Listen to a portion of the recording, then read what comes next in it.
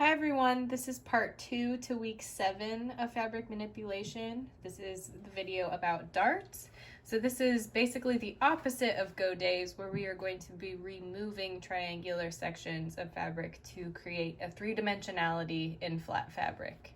Most of us are used to using darts to shape a garment on the waist or around the bust, on the curved parts of the body, but you can actually use them a lot for different textures and shapes to create decoration. So we're going to be focusing on that sort of darting today and how to create those patterns.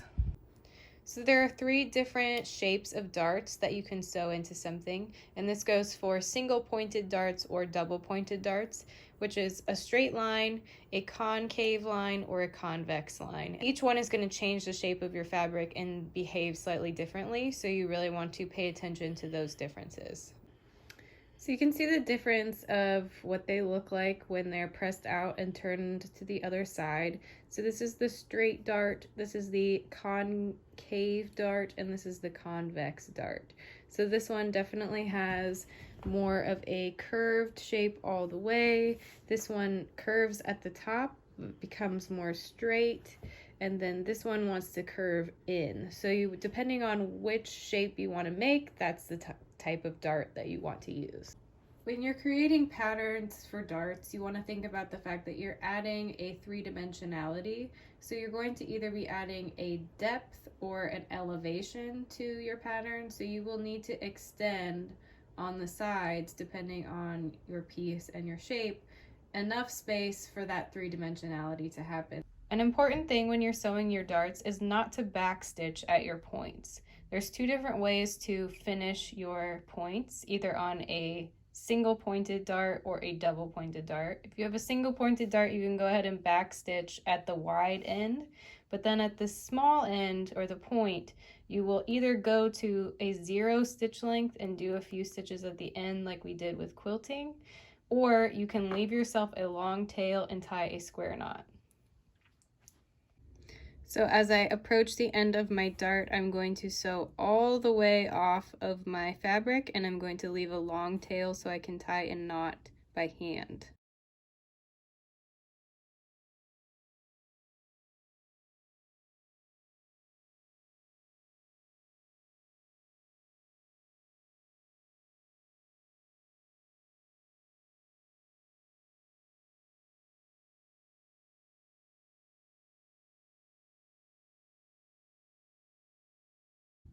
The reason that we tie the knot in that way or stitch to a 0 point is so that there's less bulk right at the point, so that the transition from the dart back to the flat is much smoother. If there's a back stitch there, it sometimes can create a little bump. So not doing a back stitch can give you a much smoother finish, especially when smoothing over a curve on a body. There's a few methods in the book about creating patterns for shapes with darts. I prefer this enlarge and equalize method because it just makes the most sense to me. It's going to tell you that if you draw the silhouette of your shape and then add for the amount of elevation or depth that you would like, so between here and here is going to be your depth or elevation. So I've drawn the same shape here, and what we're going to do is give ourselves room for that elevation or depth. So I will draw 1 inch all the way around the outside, almost like a seam allowance.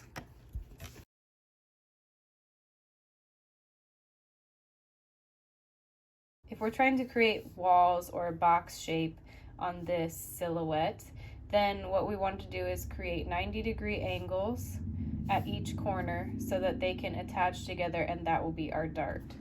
So here we want to create a 90-degree angle from there to there. So that is going to be 90 degrees. And then a 90-degree angle here. So from there to there should be 90 degrees. And the same in each of these other corners.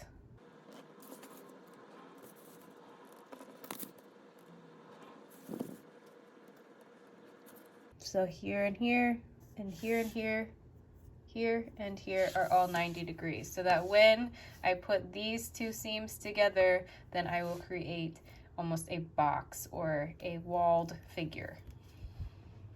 So I've drawn my shape out on some fabric, and I'm going to stitch my darts together and show you what that looks like.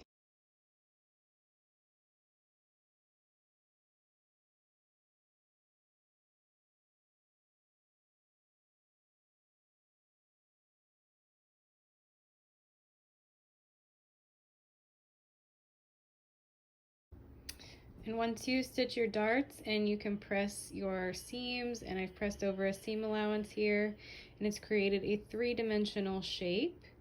And I'll show you in the book how you can make a really cool textile or decoration with this type of design by attaching multiples of these types of things together.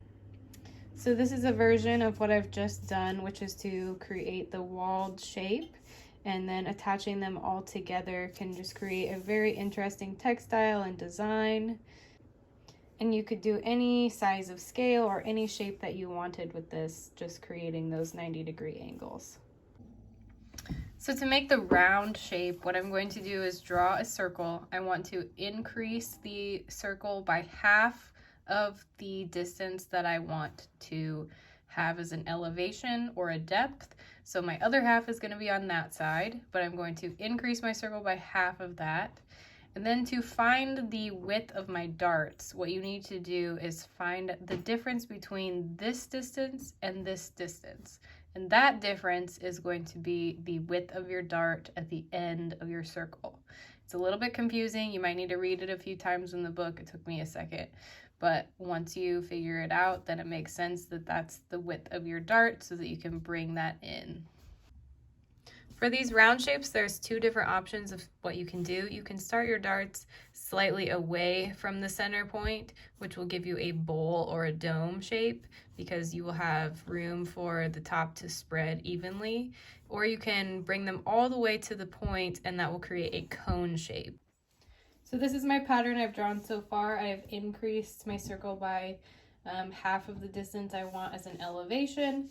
And then I have drawn all of my darts, and they stop here at a vanishing point. Now what I'm going to do is curve my darts so that it gives me a rounded shape.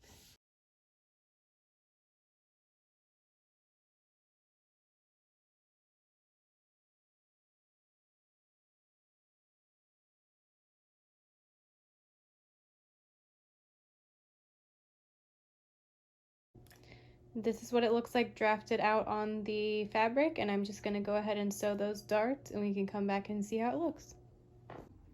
So this is what the cone shape looks like after all of the darts are sewn. And you can use the darts as kind of a decorative edge on the outside, or this is what the inside looks like. And it just creates a really lovely texture. It would be a beautiful flower. And of course, you can see that since the darts all meet, that point is pretty severe. And again, if you drop that point where your darts begin, it allows that top to be more rounded. So the last thing we're going to talk about for the dart section is double pointed darts and making patterns out of darts. This is an example of how to create a pattern out of double pointed darts to create a texture almost like smocking. So you can see all of these different options in here about what kinds of shapes you can create from these darted patterns. So I'm gonna do one of them right now and show you what it looks like. So to start my pattern, I have created a grid of 1.5 inch squares, and then I'm going to make my diamonds on the X points or the cross points of the squares. I'm going to do every other one in each row so that they're offset slightly, just like in the pattern in the book.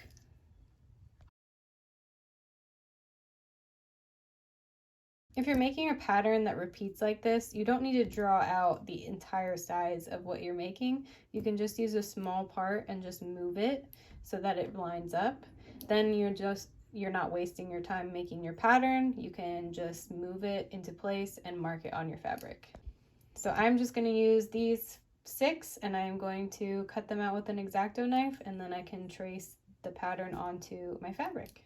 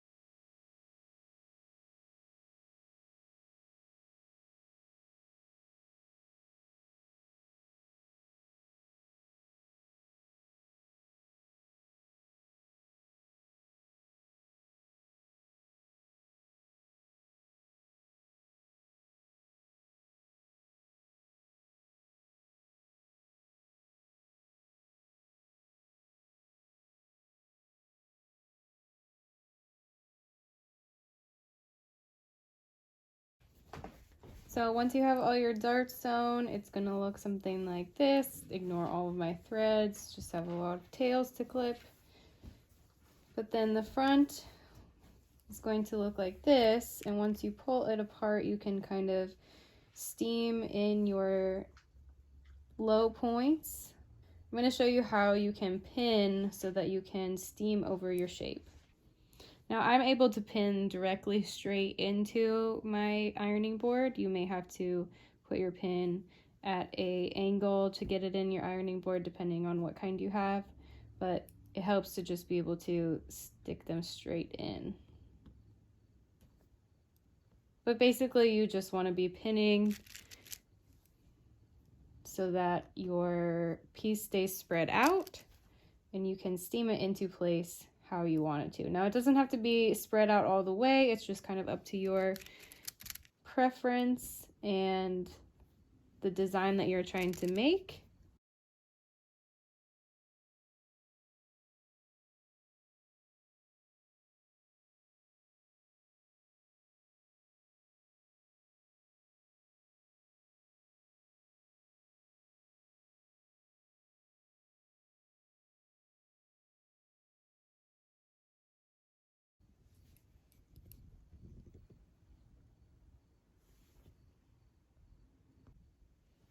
Now I'm just going to hold my iron hovering above my fabric, not pressing down, and just press the steam.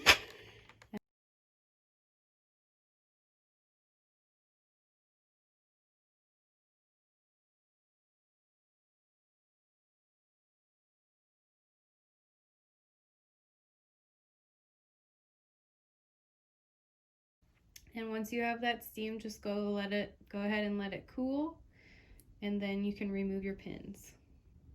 And once your pins are removed, your fabric is gonna look like this. And something to note is that this is one of those skills that really eats up your fabric.